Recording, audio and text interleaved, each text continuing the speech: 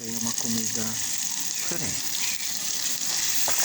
linguiça, bacon, arroz, entendeu? Hoje ela será bem diferente, terá farinha, terá um arroz, né? Essa comida será bem diferente. Continuando, jogando arroz.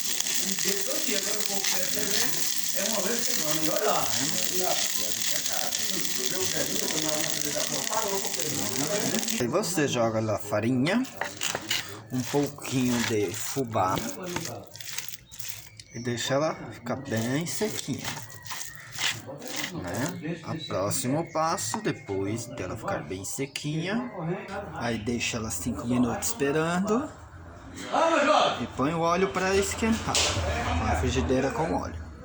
Deixa a gordura bem quente, bem quentinha, para você jogar os bolinhos.